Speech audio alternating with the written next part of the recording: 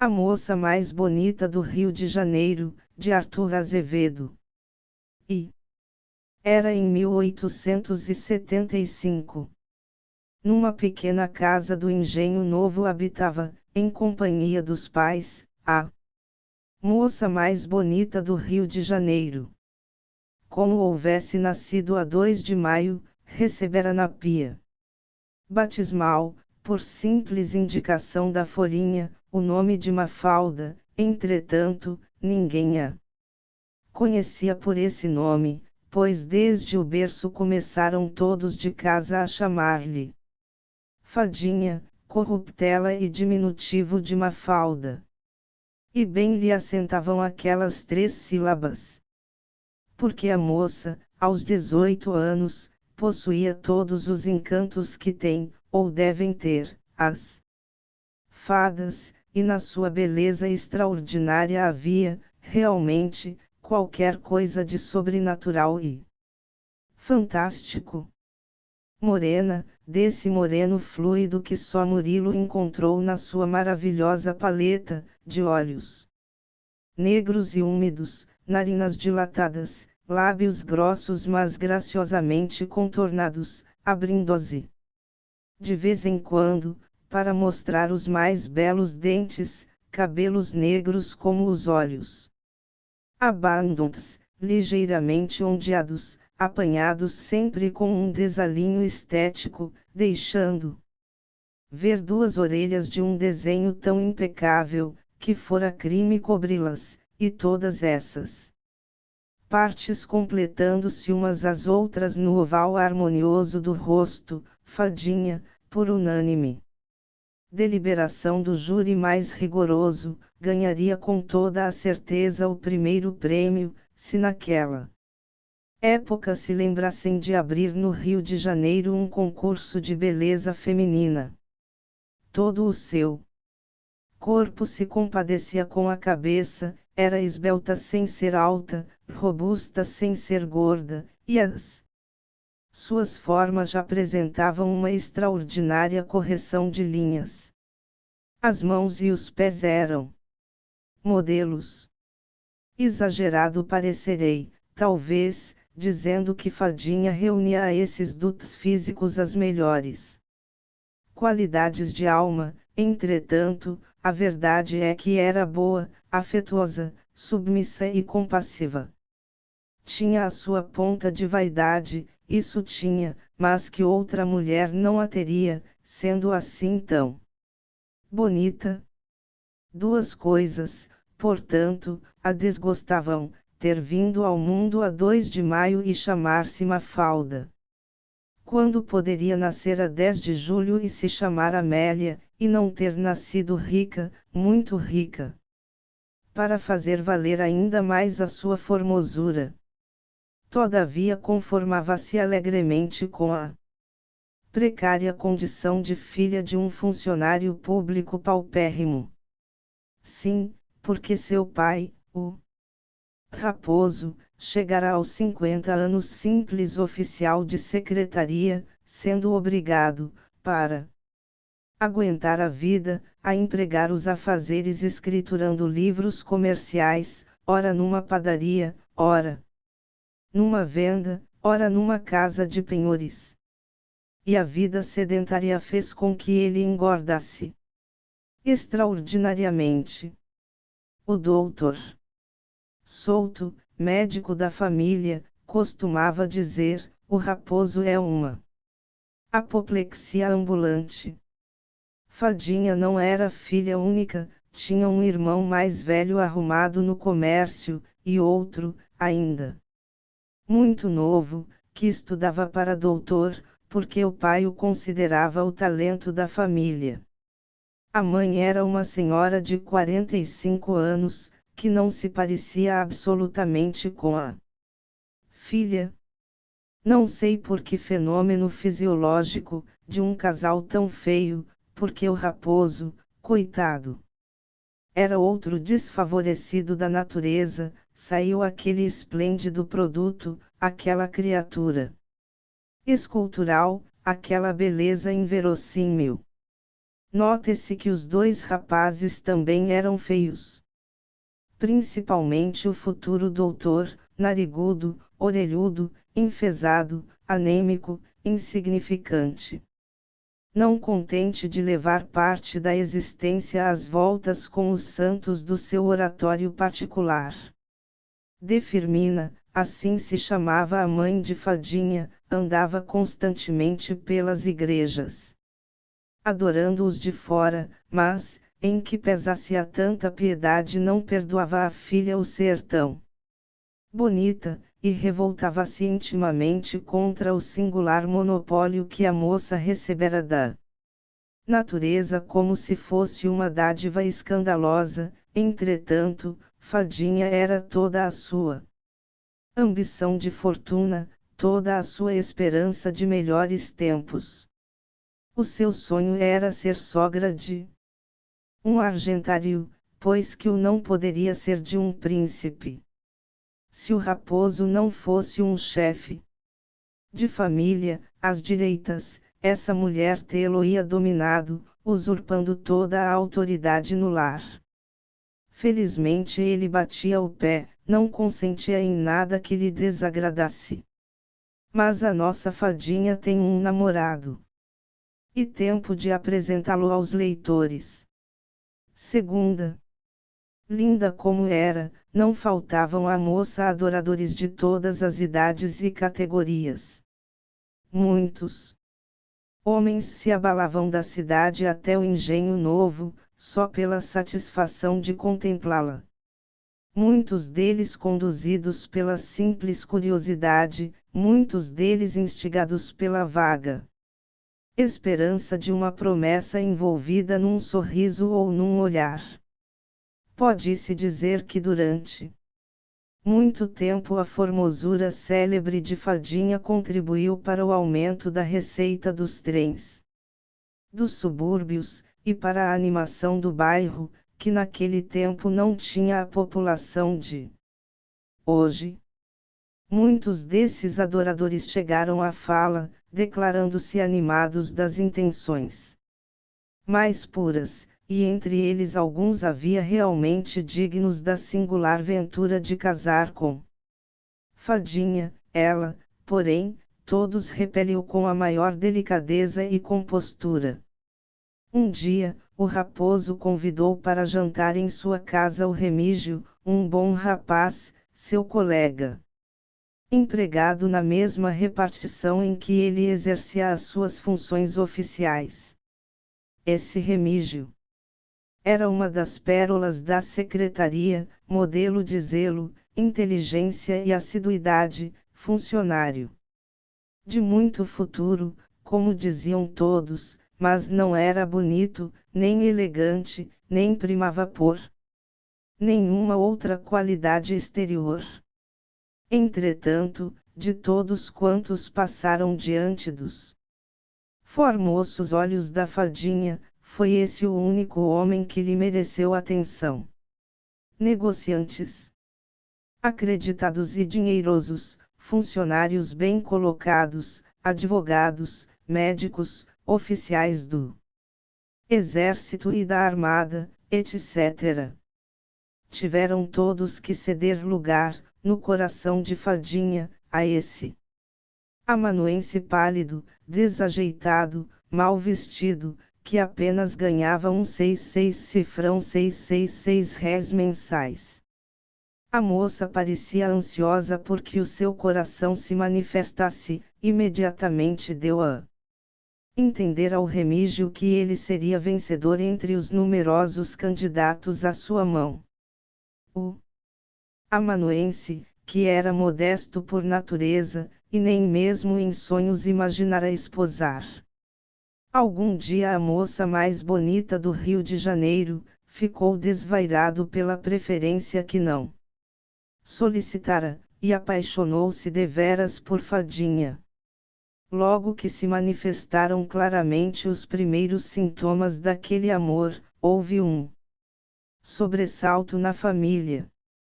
De Firmina viu aproximar-se o perigo, e um dia, depois do almoço, quando o marido se dispunha a sair de casa, arrastando a sua obesidade até o trem. Comunicou-lhe os seus receios, mas o raposo, que tinha pelo Remígio uma afeição paternal, e não via com maus olhos a perspectiva do seu casamento com Fadinha, limitou-se a sorrir, dizendo: é muito natural que eles gostem um do outro e que se casem. Você está falando sério? Ora esta! Muito sério. Quem sabe se o Remígio não é digno da pequena? Um amanuense. E eu quem sou? Que era eu quando fomos à igreja? Fadinha se casará conforme a sua inclinação, se gosta de um amanuense e não de um ministro, paciência. Não quer ser rica? Faz bem, porque a felicidade não está no dinheiro. Demais o Remígio não é para aí nenhum. Pobre diabo carregado de esteiras velhas, o pai deixou-lhe alguma coisa, tem 2 ou 3 casinhas, algumas apólices e muito juízo, que é o essencial estimado como é na secretaria. Não lhe dou 5 anos para estar chefe de seção. Acenda você a lanterna de Diógenes, que não encontra gênero mais ao pintar. Deixe-se disso. Nossa filha é muito bonita, é. Aí vem você com a boniteza de nossa filha. Isso não vale nada, absolutamente nada.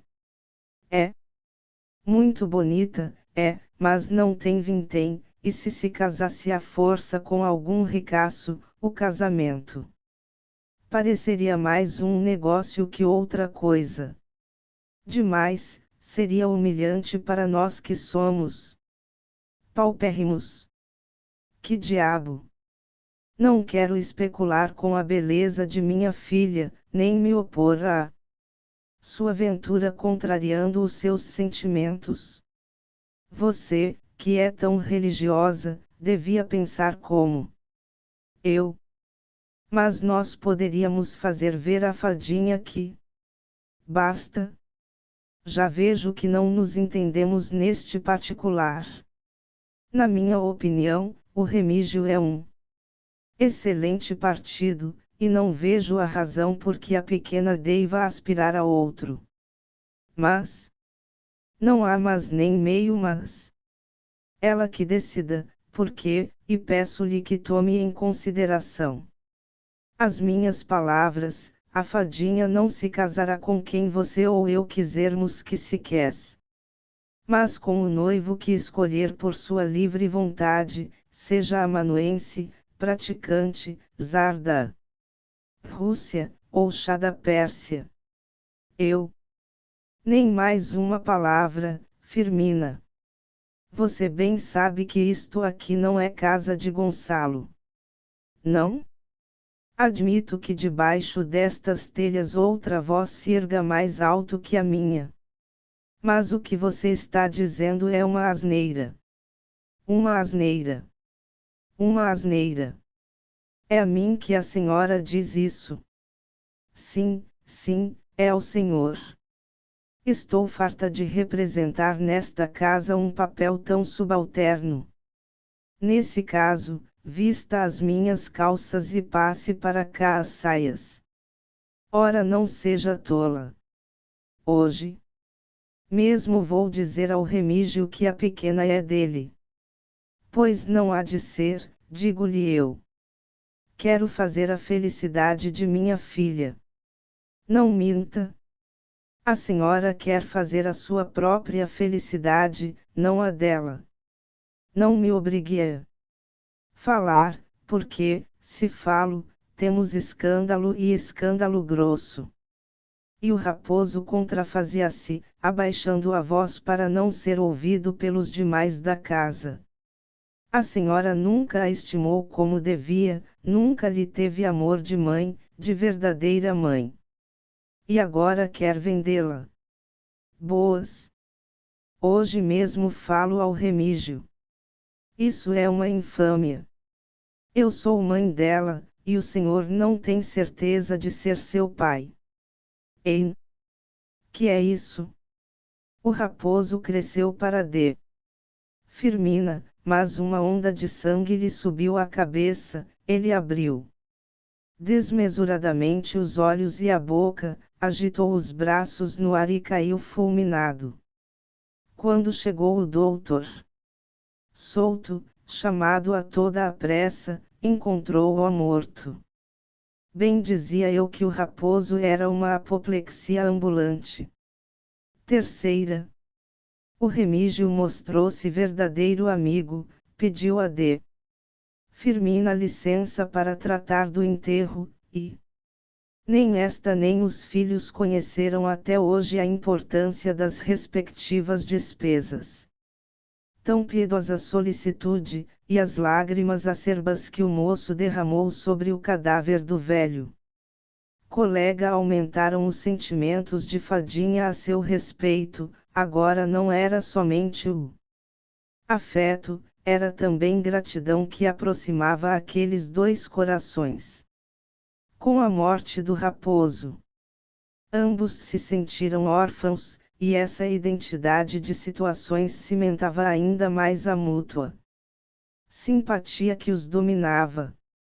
Não teve de Firmina uma palavra de agradecimento para tais favores e, mentalmente, o Remígio atribuiu essa falta à dor violenta que a viúva manifestava, a todos os momentos, com lágrimas e gritos. Na ocasião do enterro foram necessários 3 homens para arrancá-la de cima do caixão e, 7 dias depois, terminada a missa, ele teve, na sacristia da igreja de São Francisco de Paula, um ataque de nervos tão violento, que parecia chegada à sua última hora. Também os rapazes, quer o estudante, quer o empregado no comércio, não agradecerão ao Remígio o enterro e a missa, dir-se-ia que todos da casa consideravam aquilo uma obrigação. Todos, não, Fadinha volta e meia falava da generosidade do moço, e as suas palavras, aqui ninguém respondia, eram ouvidas com indiferença pela mãe e pelos irmãos. O mais velho, o Alexandre, moço de 22 anos, empregado na casa comercial do Barão de Moreira, estava lisonjeadíssimo pelo fato de haver o patrão se dignado assistir pessoalmente à cerimônia fúnebre. Não queria acreditar nos seus olhos quando, no corredor da igreja, encontrou o barão parado, segurando o chapéu com a mão atrás das costas, de cabeça erguida, a examinar atentamente o retrato de um benfeitor da ordem, pintado pelo Fragoso.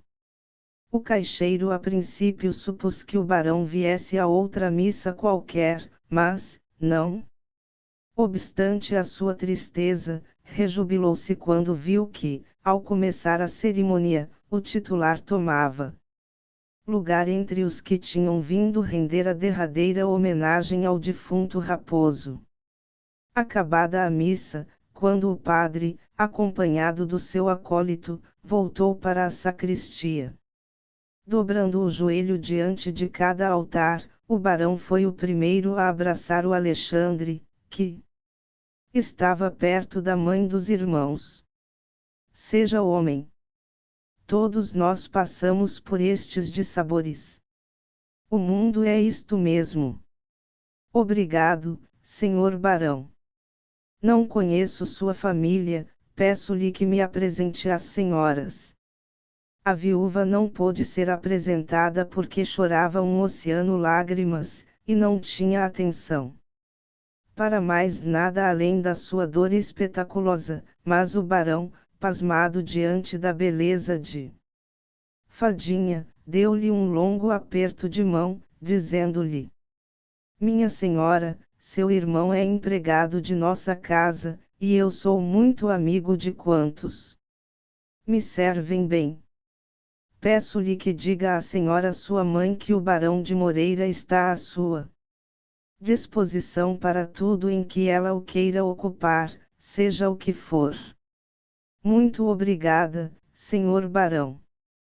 Este oferecimento surpreendeu Alexandre, que não estava habituado às amabilidades do patrão, homem ainda novo, mas seco, autoritário, frio, orgulhoso da sua educação, da sua elegância, do seu Tito I e dos seus contos de réis, na sua humildade de subalterno. O rapaz imaginava que, se o barão o encontrasse na rua, não o reconheceria. Admirava-se, portanto, de que esse ricaço comodista se abalasse de Botafogo para vir assistir à missa rezada por alma de um funcionário obscuro, e tão interessado se mostrasse pela família. Os leitores vão ter mais adiante a explicação desse fenômeno. Quando todos os convidados se retiraram, e a família Raposo ficou só na sacristia, os dois rapazes despediram-se da mãe e da irmã. O mais velho ia para a casa onde era empregado e onde almoçava, e o mais novo para a escola de medicina. Estavam à porta os exames, não convinha faltar. Almoçaria no Rocher de Cancale, à travessa do Ouvidor. O Remígio ofereceu-se para acompanhar as senhoras até o Engenho Novo, mas a viúva, que, na ausência de espectadores, já não parecia tão angustiada, recusou formalmente. Não, senhor, não quero que se dê a esse trabalho. O senhor precisa ir também para a sua repartição. Fadinha interveio. Um dia não são dias. Venha, seu Remígio, almoçará conosco. Já disse que não. O amanuense curvou a cabeça e levou as duas senhoras até o carro, fê-las entrar e fechou a portinhola. Apareça, disse Fadinha tristemente e agitou os dedos num delicado adeus. De Firmina, essa não articulou uma palavra, mas quando o carro se afastou, na direção da rua do teatro, ela vociferou, com uma indizível expressão de cólera no olhar. Trata de te esqueceres deste sujeitinho. Já não tens o pai toleirão que tinhas. Quem manda?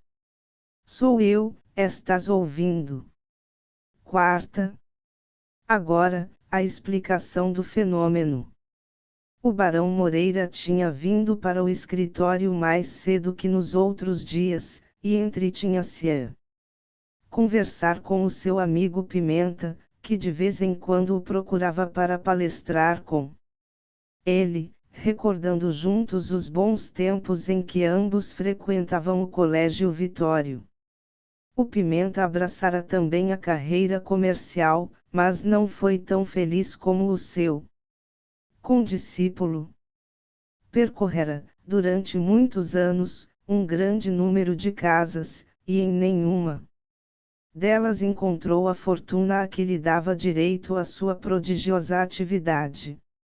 Aos 30 e tantos anos ainda não tinha no comércio uma posição definida, mas, enfim, sempre se arranjava como corretor de mercadorias, cujas vendas, feitas por seu intermédio, lhe deixavam pingues porcentagens. A sua longa passagem por um grande armarinho da Rua do Ouvidor, de onde ao cabo de 15 anos de sonhos e esperanças, saíra irritado contra os patrões, e com uma mão atrás e outra adiante, valeu-lhe duas qualidades excepcionais: conhecer como ninguém aquele gênero de negócio e ser a crônica viva de toda a população carioca. Não havia fato, escandaloso ou não, que o Pimenta não armazenasse na memória e não glosasse no momento oportuno. Era má língua, e, Sem esse defeito, estaria talvez rico e independente como o barão de Moreira, escusado de andar acima e abaixo, de porta em porta, suando as estopinhas. Munido de amostras, faturas e conhecimentos. Uns diziam: o Pimenta não é mau sujeito, mas tem uma língua que o perde, e outros: é muito vivo, muito esperto, mas não há maior caipora. Entretanto, como se conservava solteiro e não tinha obrigações de família, o Pimenta suportava de cara alegre o seu caiporismo, ganhando o preciso para viver sem ser pesado. Aos amigos. Naquele dia ele aparecera, como já dissemos, no escritório do Barão de Moreira para dar 2 dedos de palestra ao amigo de infância e talvez papar-lhe o almoço. Conversavam ambos, quando o Alexandre entrou no escritório para participar ao Barão ter recebido naquele instante a notícia que seu pai falecera repentinamente, e pedir-lhe alguns dias de dispensa. O barão, que era de uma altivez de autocrata para com os empregados da sua casa, observou, sem levantar os olhos: isso é com o senhor Mota, já lhe falou. O senhor Mota não está. Pois pode ir. E o Alexandre saiu sem receber uma palavra de condolência. Conheces este teu empregado? Perguntou o Pimenta ao barão. Não, quem o admitiu foi o meu sócio, o Mota. Creio ser esta a primeira vez que lhe falo. Bem, sabes que tenho por sistema ligar pouca importância aos caixeiros. Foi por isso que te perguntei se o conhecias. Houve uma pausa. Nesse caso não conheceste o pai, o Raposo, que acaba de falecer repentinamente. Não? E não sabes que o teu caixeiro é irmão da moça mais bonita do Rio de Janeiro? Não? É singular. Nunca ouviste falar da fadinha do Engenho Novo? Tenho ideia. Pois é ela. E é realmente bonita. Se é bonita, é formosa. É linda. Não há reputação mais merecida. Que diabo! Estás me aguçando a curiosidade. Como poderei vê-la? Muito simplesmente, vai à missa do 7º dia. Como o irmão é empregado em tua casa, procura esse pretexto para oferecer, mesmo na igreja, os teus serviços à família, e terás ocasião de vê-la bem de perto. Lembras bem? Só assim iria eu à missa do Pai do Senhor, como se chama o rapaz? Alexandre. E ali está porque o Barão de Moreira compareceu à missa, mera curiosidade sacrílega. Quando o titular voltou da igreja, encontrou no escritório o Pimenta à sua espera. Então, que tal? Meu amigo, aquela não é a moça mais bonita do Rio de Janeiro, é a mulher mais bela do mundo. Vê.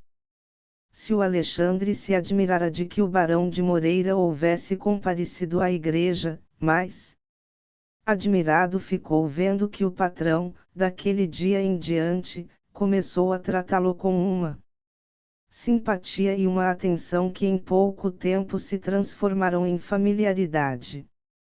Chamava-o para o auxiliar em todos os trabalhos do escritório, confiava-lhe serviços de responsabilidade.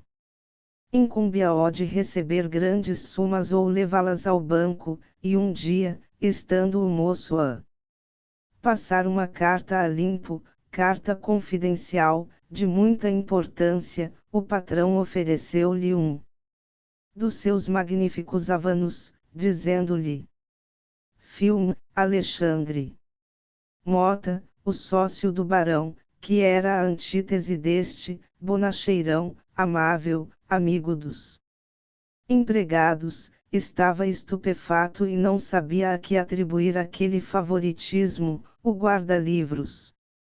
Porém, e os outros caixeiros, já enciumados, e talvez instruídos pelas perversas insinuações do linguarudo Pimenta, murmuravam: não há nada como ter irmã bonita. O barão pedia constantemente notícias da família, interessando-se pela viúva, e repetindo quase todos os dias, o oferecimento dos seus serviços e da sua amizade para prevenir, remover ou sanar qualquer dificuldade criada pelo súbito falecimento do velho raposo. O rapaz desfazia-se em agradecimentos e, chegando a casa, contava à mãe todas as atenções e finezas que merecia ao patrão.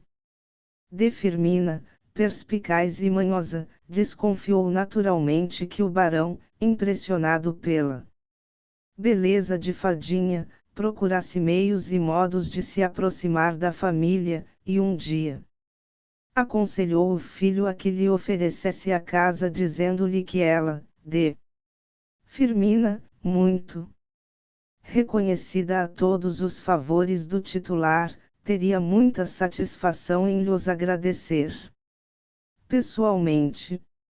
Se de Firmina bem o disse, Alexandre melhor o fez, e o barão, já se vê, não deixou fugir uma ocasião que havia já 2 meses provocava. Um belo domingo resolveu ir almoçar no Engenho Novo. Para dar maior solenidade à visita, de Firmina foi esperá-lo na estação. Acompanhada pelos rapazes, só pelos rapazes, porque Fadinha, sabendo da vinda do barão, fechou-se na alcova, pretextando uma enxaqueca violenta, e não houve súplicas nem ralhos, carinhos nem ameaças que a fizessem sair. A moça estava desesperada, havia mais de 1 mês que não punha os olhos no seu querido Remígio. Foram tantas as grosserias de Firmina e dos rapazes, que o namorado, compreendendo que o queriam afastar, e vendo que era impossível afrontar a pé firme aquela súcia de ingratos, fez-lhes a vontade, sem, contudo, renunciar os seus projetos de casamento, porque Fadinha continuava a ser a mesma, e ele considerava-a digna, por todos os respeitos, do seu afeto e da sua constância. Façam o que fizerem, serei tua, só tua, juro-te por alma de meu pai. Quanto mais me oprimirem, quanto mais te ofenderem, mais crescerá, se é possível, o ardente amor que te consagro. Sou tua noiva. Animado por essas palavras de fogo, em que Fadinha pusera toda a energia da sua alma, toda a sinceridade do seu coração, o Remígio esperava resignadamente ensejo de fazer valer os direitos do seu amor. Entretanto, digamo-lo, o seu espírito vacilante e timorato não tinha forças para a luta a que o incitavam. Ele amava deveras, mas começava a maldizer intimamente aquela singular formosura, que fazia de Fadinha um objeto de cobiça, uma esperança de fortuna, espécie de seguro de vida de uma família inteira. Não obstante a última vontade, o desejo extremo e sagrado do venerando raposo, receava que a sua insistência causasse a desunião e a desgraça da família.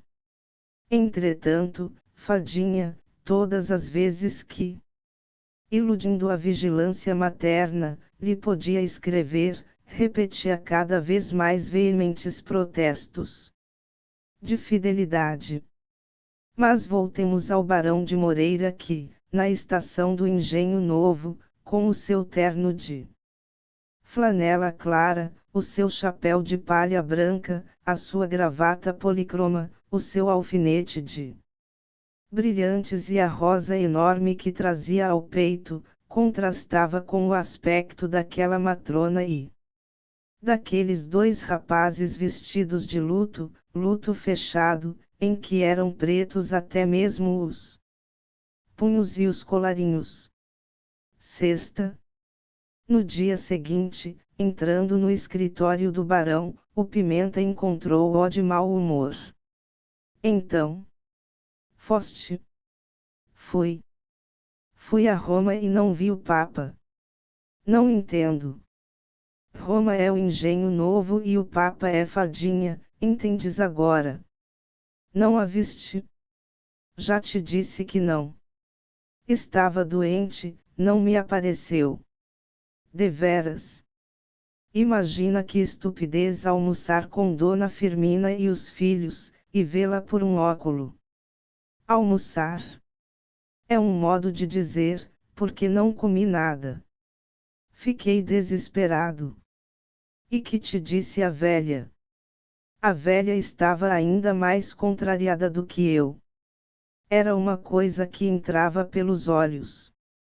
Pediu-me muitas desculpas pela ausência da filha, e disse-me, sem nenhuma convicção.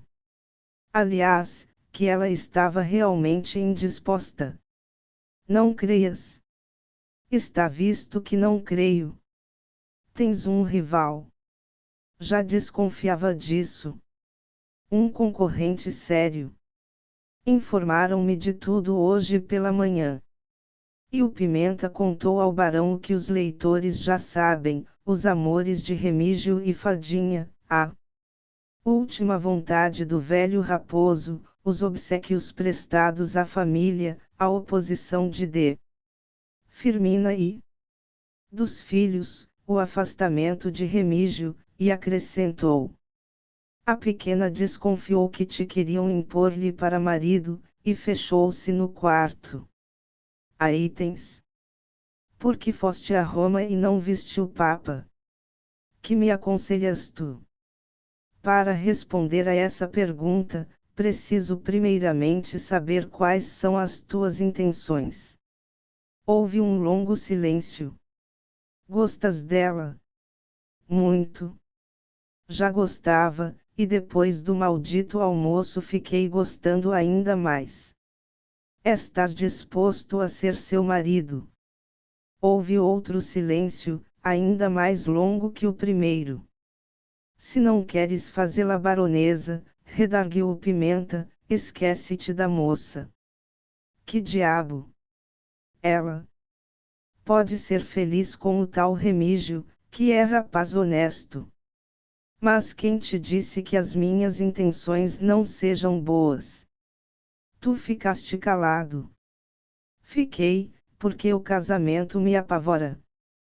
E tão deliciosa e tão completa a minha liberdade. Sim, confesso-te que o matrimônio jamais figurou no programa da minha vida, mas se for preciso. Como se for preciso. Pois entrou-te em cabeça que Fadinha poderia pertencer-te. Independentemente da intervenção do padre. Aquela família é pobre, mas tão honrada como a tua. Se queres ser seu marido, luta, e vencerás, talvez, se não, desiste de uma ideia indigna de ti. O barão olhou muito tempo para o havano que tinha entre os dedos, deixou cair a cinza numa escarradeira, meteu o charuto na boca, ergueu-se, e disse resolutamente, numa baforada de fumo: lutarei. Quando o Pimenta saiu do escritório, encontrou no armazém o Alexandre, e disse-lhe rapidamente, a meia voz: o homem casa. Sétima. Naquela manhã tinha sido o Pimenta procurado pelo Alexandre, que deu esse passo. Instigado por D. Firmina. Esta, que se achava ao corrente da vida do barão de Moreira, e sabia, por intermédio do filho, quais eram os seus gostos, os seus hábitos, os seus amigos e o seu caráter, pensou em interessar o Pimenta na realização do auspicioso consórcio, e neste sentido falou ao Alexandre, a quem ele tratava com certa familiaridade desde que o vira nas boas graças do patrão. Alexandre obedeceu. Como não possuía o fino espírito de um diplomata, foi ter de manhã cedo ao quarto que Pimenta ocupava num sobrado de alugar cômodos, à Rua do Lavradio, e lhe falou com uma brutalidade que por outro qualquer seria repelida. Encontrou-o ainda na cama, uma cama de ferro, desconjuntada, com um colchão estripado e um lençol encardido.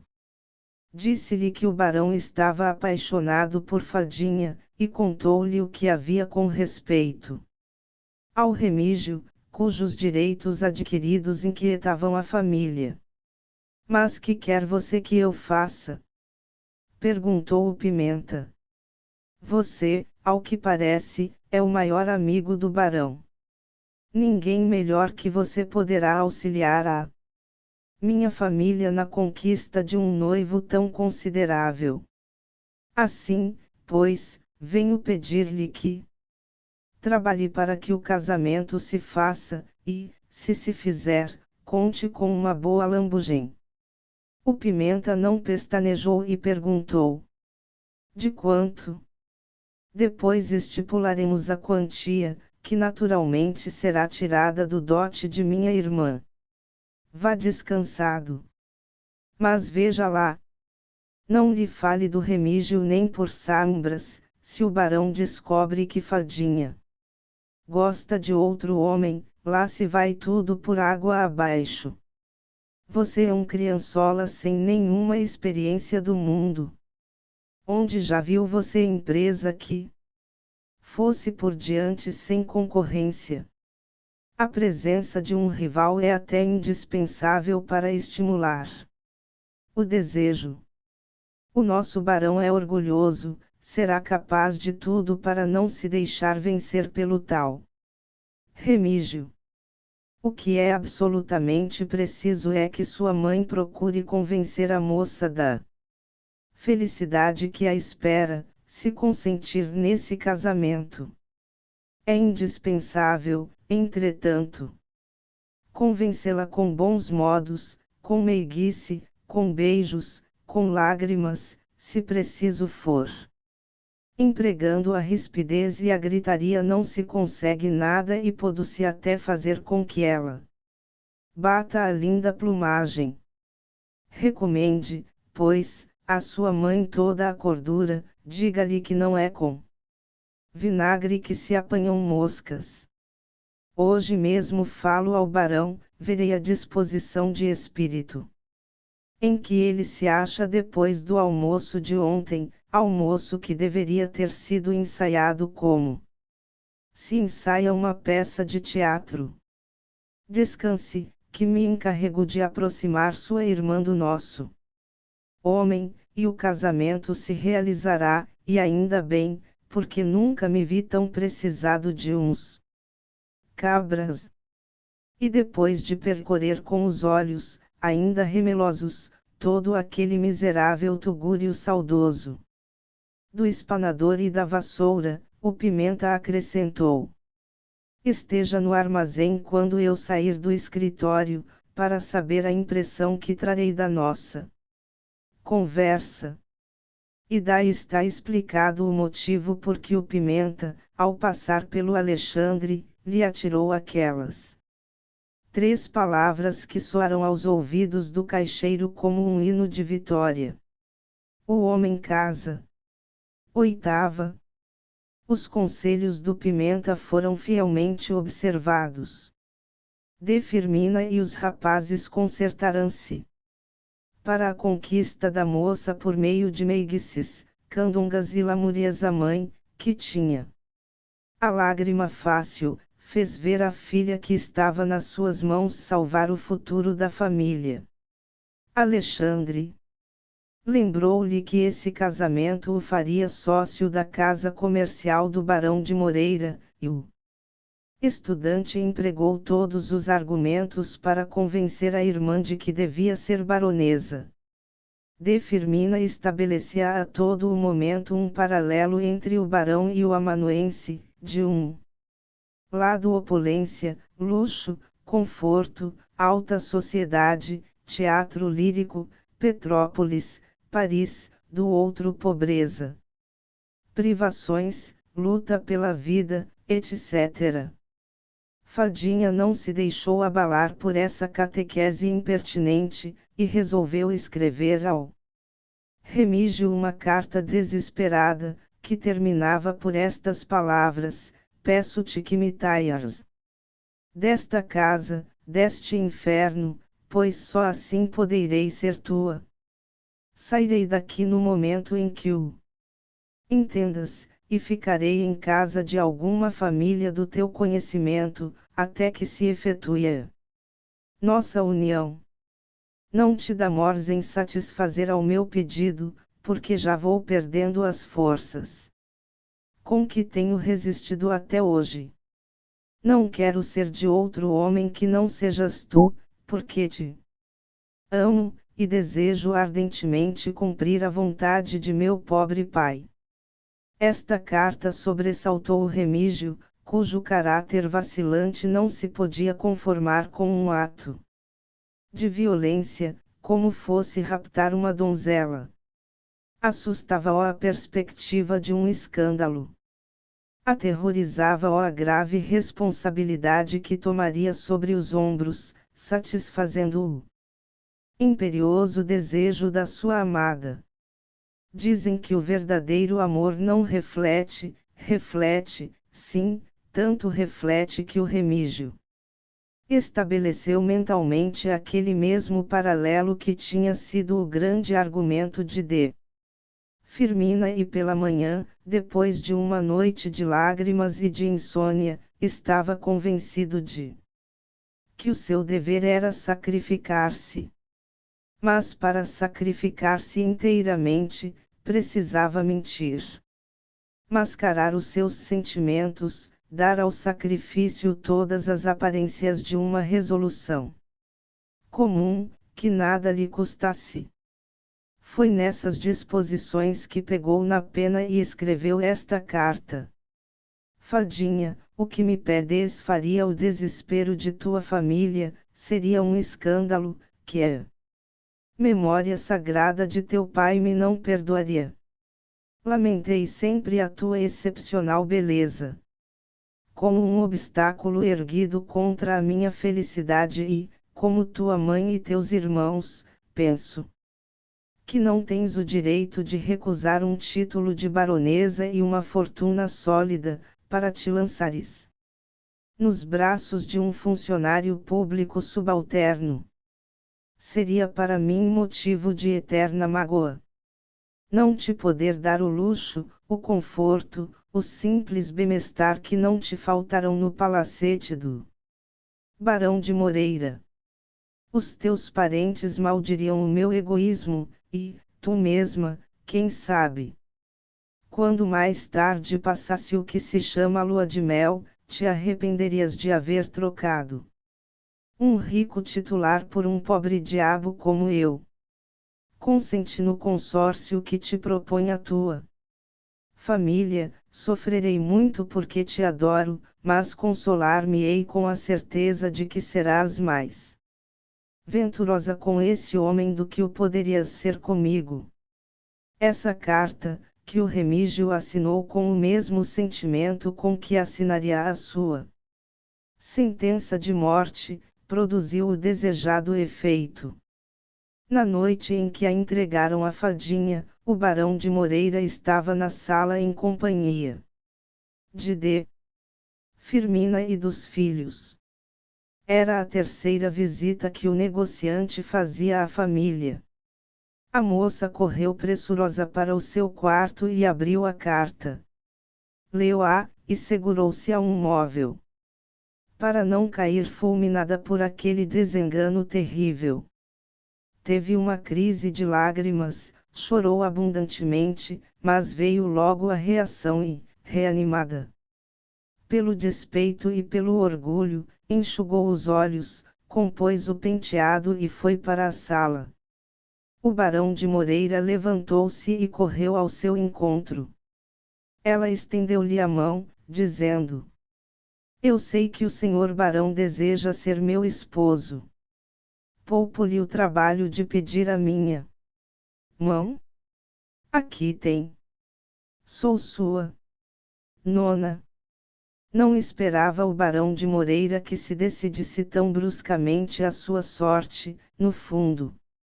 Contava que uma circunstância qualquer, atirando-lhe Fadinha nos braços, o dispensasse das responsabilidades do casamento. Entretanto, o titular submeteu-se a tudo, resignando-se a perder a liberdade que era o encanto da sua vida de libertino. De Firmina e os filhos não cabiam na pele de contentes. Ela tratava agora os vizinhos e mais pessoas do seu conhecimento com ares de proteção, e o Alexandre olhava para os companheiros do armazém e do escritório, e lhes falava, como se já fossem caixeiros dele.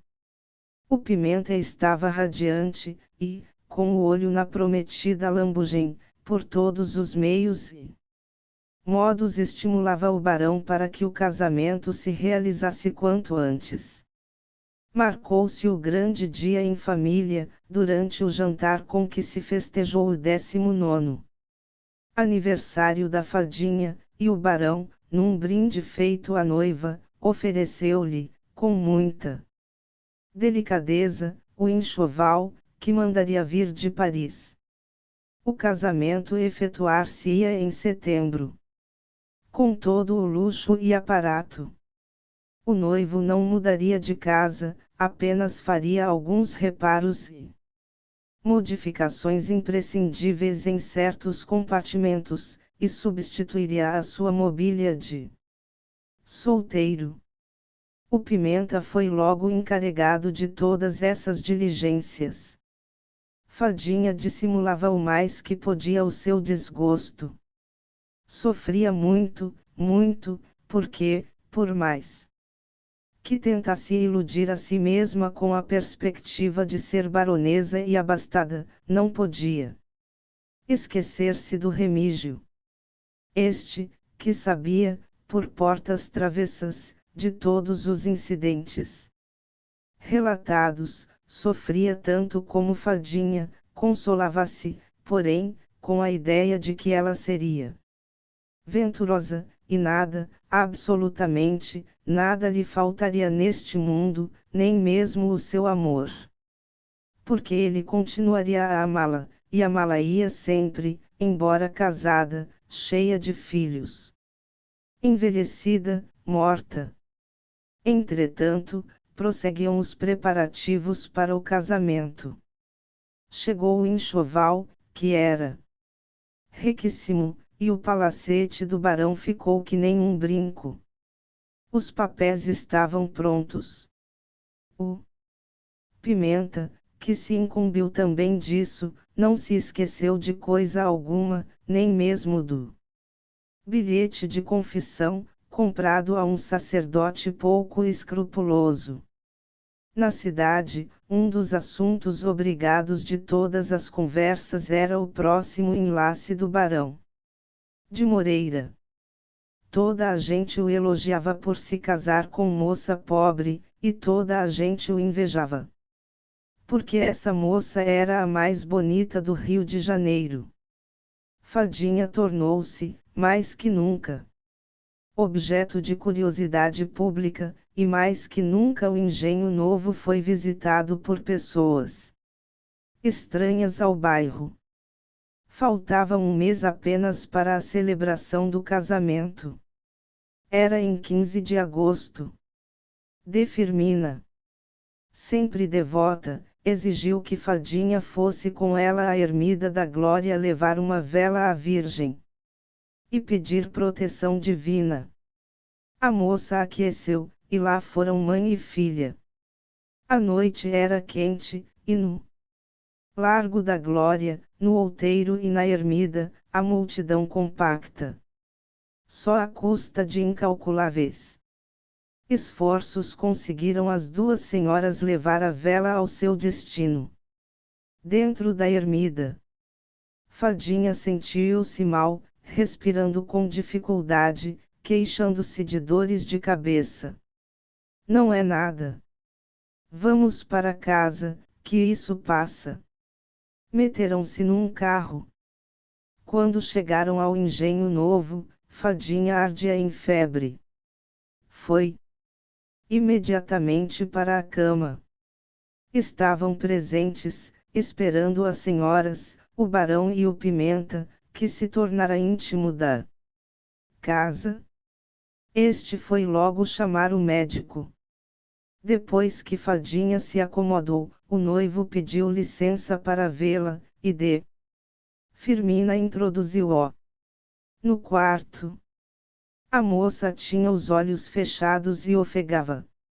O barão aproximou-se dela e, tomando-lhe uma das mãos ardentes, perguntou-lhe com meiguice: Então, que foi isso?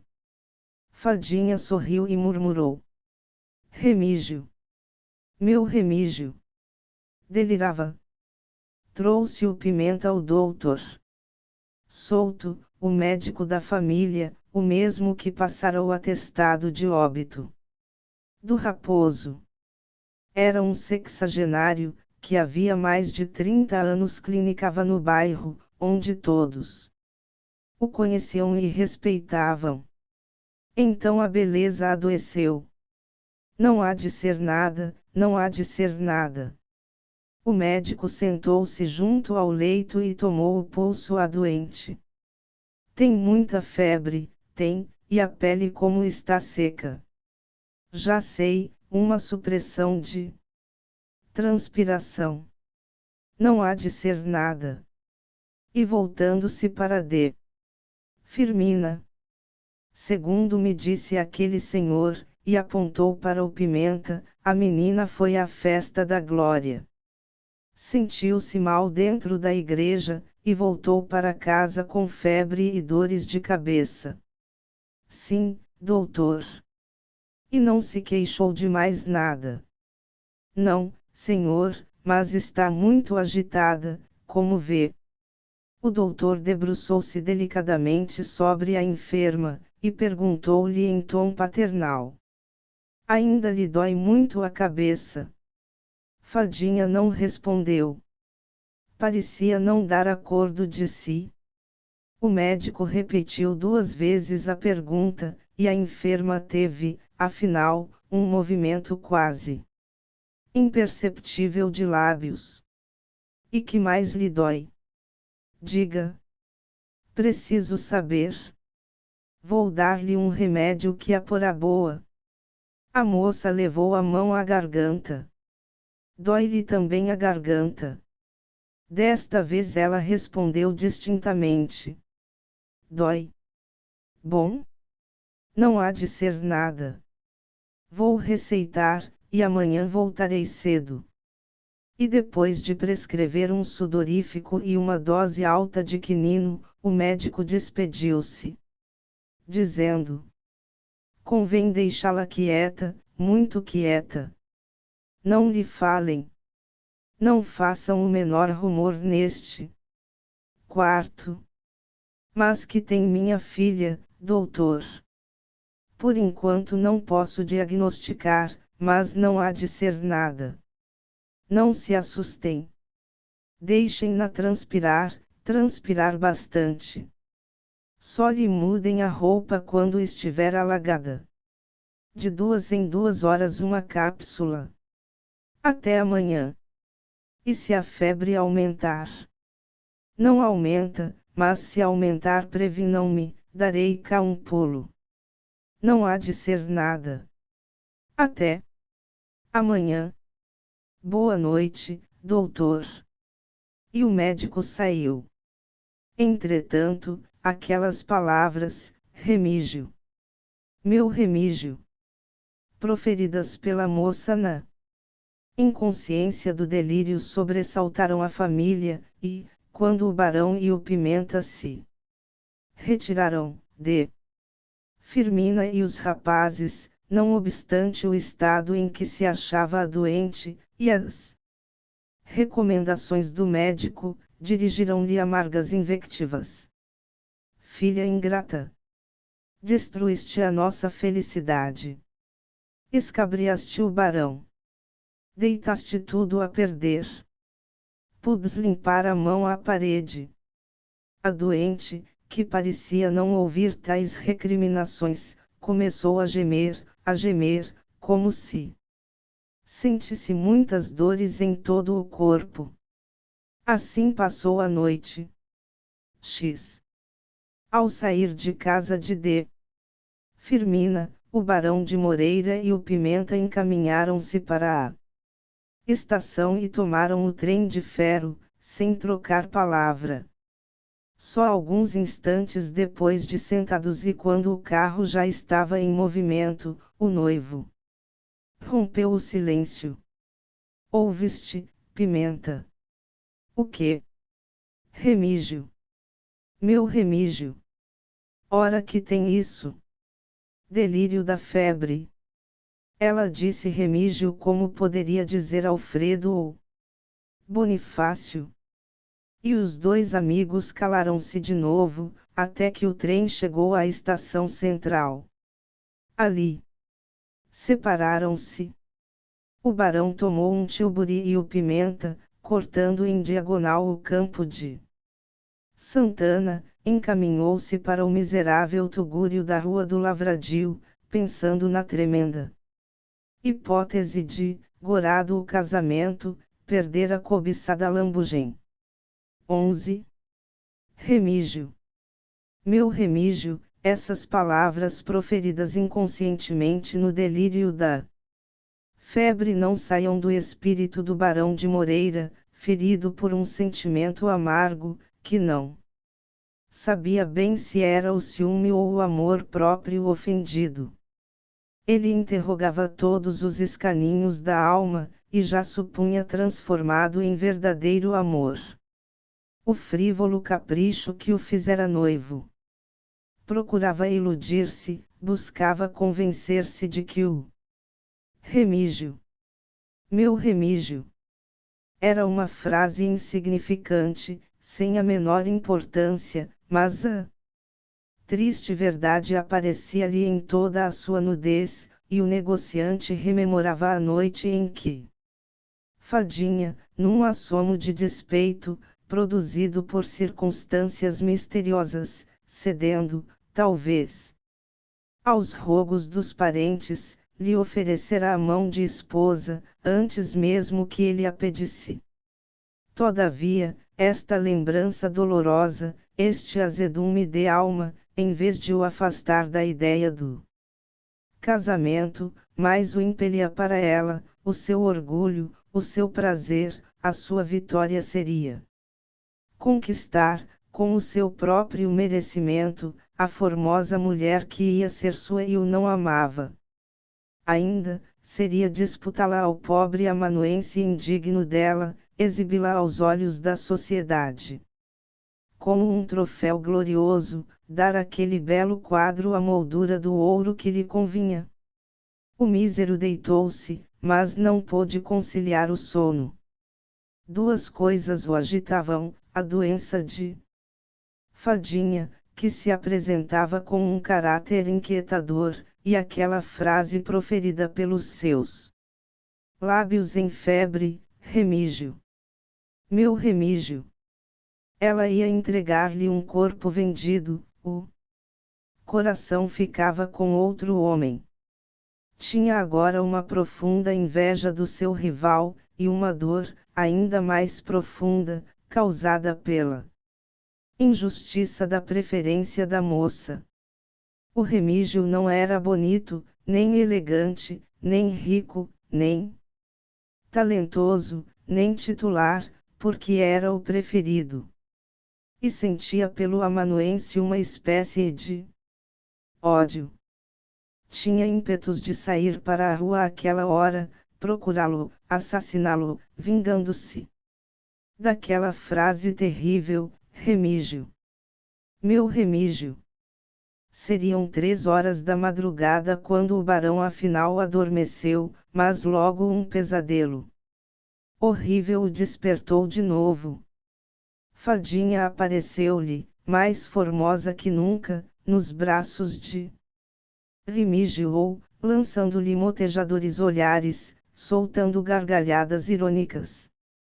Remígio, que o barão não conhecia, tinha no sonho a figura de um gigante espadaúdo e musculoso, contra o qual seria baldada qualquer violência. Entretanto, o noivo cresceu para ele, oferecendo-lhe combate.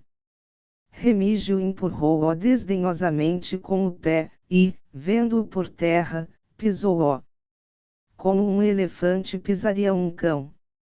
O desgraçado sentia-se esmagar por aquele peso, nada lhe doía, mas faltava-lhe a respiração, e não podia mover-se nem gritar. Despertou alagado em suor, opresso, aniquilado de vergonha pela humilhação que passara. Embora em sonho, dirigiu-se a um magnífico banheiro de mármore e tomou um banho frio. Depois, vestiu-se e saiu para a rua, errando ao acaso, até que deu consigo na estação da estrada de ferro. Sentia-se agora tomado de um desejo súbito e imperioso de ver Fadinha, e estreitá-la nos braços, dizendo-lhe: amo-te. Quero que sejas minha, só minha. Exclusivamente minha. Quando chegou à casa da noiva, encontrou de pé Firmina, que o recebeu surpresa e contente, já não contava com ele. Então, passou muito mal a noite, queixando-se de muitas dores na garganta e nas cadeiras. Muito agitada, muito nervosa. E a febre não diminuiu, mas também não aumentou. Daí a instantes entrava o médico. Então, doutor? Perguntou de Firmina depois que o velho clínico examinou a doente. Minha senhora, aquela febre tem todo o caráter de eruptiva. Eruptiva! Exclamou o barão. Sim, podem ser sarampos, mas também podem ser bexigas. Elas têm andado cá pelo bairro. Mas não se aflijam. Talvez sejam benignas. Não há de ser nada. 12. Não se enganava o doutor. Souto, era a varíola. Fadinha passou aquele dia angustiada, queixando-se de muitas dores, com o rosto enrubescido, tendo frequentes náuseas e vômitos, e na manhã seguinte o seu belo corpo estava inteiramente salpicado de pequeninos pontos vermelhos, que se desenvolveram durante 4 dias, transformando-se em horríveis pústulas, cheias de um fluido amarelo, rodeadas por um círculo negro. A peregrina beleza da moça desapareceu sob uma crosta repugnante e fétida. Quando começou o período supurativo, a doente já estava abandonada por todos, menos por Firmina, que se sacrificou, digamo-lo, não por piedade materna, mas para guardar as conveniências, fingindo sentimentos que não tinha. Os irmãos fugiram, durante a moléstia de Fadinha não houve notícia deles no Engenho Novo. O barão de Moreira, logo que soube, pelo doutor Souto, da gravidade do caso, pois que se tratava, efetivamente, da pior espécie de varíola, a varíola negra, nunca mais lá foi. O Alexandre sentiu, pela maneira seca porque o patrão começou de então em diante a tratá-lo.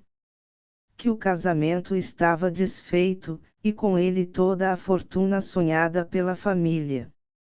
Vencendo a tibieza de caráter, teve o caixeiro uma explicação com o ex-futuro cunhado, e este, em termos que não admitiam réplica, alegou brutalmente a visível paixão de Fadinha por outro homem. Vieram à bulha aquelas palavras fatais: Remígio. Meu Remígio. Pronunciadas no delírio da febre. A posição esquerda em que o desventurado ficou em casa do barão, onde perdera todas as simpatias e era apenas sustentado pela influência indireta da irmã, os sarcasmos, os risinhos mal disfarçados do pessoal do armazém e do escritório deram com ele na rua, não obstante os dinaruços esforços que fez, para evitá-lo, o outro patrão, o Ezar Mota, alma compassiva e boa, cuja bandeira de misericórdia debalde tentou cobrir o ambicioso rapaz. O próprio Pimenta desviou o rosto a primeira vez que encontrou o Alexandre, depois que este saiu da casa do barão, e nunca mais lhe falou. De Firmina ficou à cabeceira da enferma, sem outra pessoa senão uma viúva da vizinhança. Amiga dedicada de Fadinha, muito boa senhora, a mesma que recebia e transmitia misteriosamente a correspondência de Remígio, e punha, epistolarmente, o amanuencial fato de tudo quanto se passava no Engenho Novo. Quando essa amiga lhe mandou dizer que Fadinha estava com bexigas, e o caso era grave, Remígio ficou aflito, sobressaltado, desesperado, quando ele soube que o barão de Moreira não visitava a noiva, que os rapazes não apareciam em casa da mãe, e esta, constrangida a não abandonar o seu posto, chegava a ponto de maldizer a filha, não pensou em mais nada. Aconselhado unicamente pelo seu amor, correu para junto da variolosa. 13. O moço foi bem recebido por D. Firmina, não porque despertasse no coração desta senhora nenhuma nuga de gratidão, mas porque ia auxiliá-la no penoso trabalho de assistir à enferma. Realmente, nunca houve enfermeiro tão dedicado nem tão vigilante. A moléstia conservou durante muitos dias, dias angustiosos e terríveis, um caráter de excessiva gravidade. Durante longo tempo, Fadinha, que estava com todo o corpo cruelmente invadido pela medonha erupção, teve a existência por um fio. O doutor Souto desanimara completamente, e era por hábito, só por hábito, que repetia o fatigado estribilho: não há de ser nada. Entretanto, os cuidados da ciência e a ciência dos cuidados triunfaram do mal, e Fadinha ficou boa, completamente boa, depois de ter estado suspensa entre a vida e a morte. Ficou boa, mas desfigurada, a moça mais bonita do Rio de Janeiro transformara-se num monstro. Aquele rosto entumecido e esburacado não conservara nada, absolutamente nada, da beleza célebre de outrora. Ela, porém, consolou-se, vendo que o amor de Remígio, longe de enfraquecer, crescera, fortificado pelo espetáculo do seu martírio. A mãe, conquanto insensível às boas ações, não pôde disfarçar a admiração e o prazer que o moço lhe causou no dia em que lhe pediu a filha em casamento, dizendo: só havia um obstáculo à minha felicidade, era a formosura de Fadinha. Agora que esse obstáculo desapareceu, espero que a senhora não se oponha a um enlace que era o desejo de seu marido. Realizou-se o casamento. De Firmina, desprovida sempre de todo o senso moral, entendeu que devia ser aproveitado o rico enxoval oferecido pelo primeiro noivo. Remígio, porém, teve o cuidado de fazer com que o restituíssem ao barão. A cerimônia efetuou-se com toda a simplicidade, na matriz do engenho novo.